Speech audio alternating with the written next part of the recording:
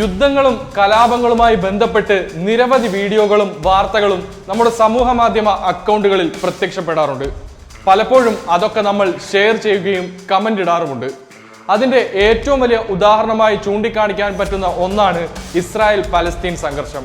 വെറുതെ ഒന്ന് ഇൻസ്റ്റഗ്രാമിലോ ഫേസ്ബുക്കിലോ യൂട്യൂബിലോ ഒന്ന് സ്ക്രോൾ ചെയ്താൽ മതി, നൂറുകണക്കിന് വീഡിയോകളും പോസ്റ്റുകളും നമുക്ക് കാണാൻ കഴിയും. എന്നാൽ ഇതൊക്കെ 100% സത്യമാണോ?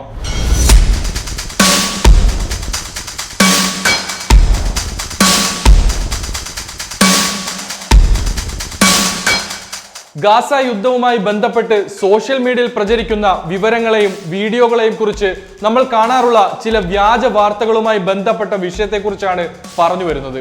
അതായത് ആളുകളിൽ നിന്നും വലിയ റീച്ച് നേടുന്നതിനായി തെറ്റിദ്ധരിപ്പിക്കുന്നതോ യഥാർത്ഥമല്ലാത്തതോ സന്ദർഭം മാറ്റി ഉപയോഗിച്ചതോ ആയ വീഡിയോകൾ ധാരാളമായി ഇന്ന് സോഷ്യൽ മീഡിയയിൽ പ്രചരിക്കുന്നുണ്ട്.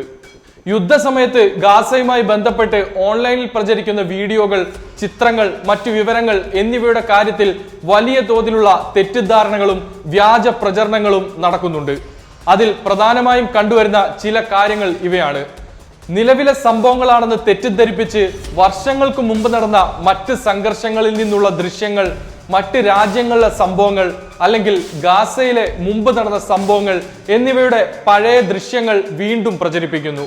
കൂടാതെ യഥാർത്ഥത്തിൽ നടന്ന സംഭവങ്ങളുടെ വീഡിയോകൾ പോലും അതിന്റെ യഥാർത്ഥ സന്ദർഭം മാറ്റി ആളുകളിൽ തെറ്റായ ധാരണയുണ്ടാക്കാൻ ഉപയോഗിക്കുന്നു. ഇതുകൂടാതെ ഇത്തരത്തിൽ തെറ്റിദ്ധരിപ്പിക്കാൻ ഇപ്പോൾ AI-യും ചിലർ ഉപയോഗിക്കുന്നുണ്ട്.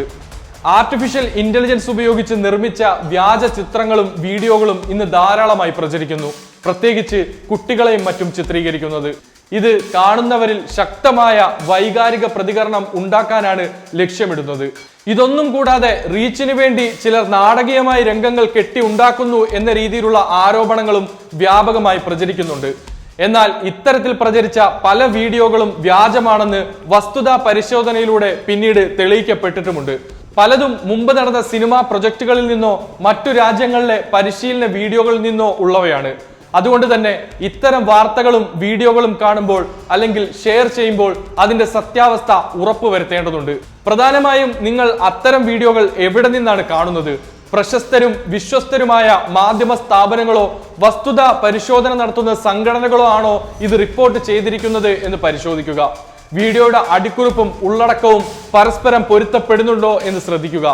ചിത്രമോ വീഡിയോയോ മുമ്പ് എവിടെയെങ്കിലും പ്രസിദ്ധീകരിച്ചിട്ടുണ്ടോ എന്നറിയാൻ ഗൂഗിൾ പോലുള്ള സെർച്ച് എഞ്ചിനുകളിൽ റിവേഴ്സ് ഇമേജ് സെർച്ച് പോലുള്ള സംവിധാനങ്ങൾ ഉപയോഗിക്കുക. ചുരുക്കി പറഞ്ഞാൽ യുദ്ധസമയങ്ങളിൽ സോഷ്യൽ മീഡിയയിലൂടെ വിവരങ്ങൾ അതിവേഗം പ്രചരിക്കുന്നതിനാൽ എപ്പോഴും വസ്തുതാ പരിശോധനയ്ക്ക് ശേഷം മാത്രം വിവരങ്ങൾ വിശ്വസിക്കുകയും പങ്കുവെക്കുകയും ചെയ്യുക.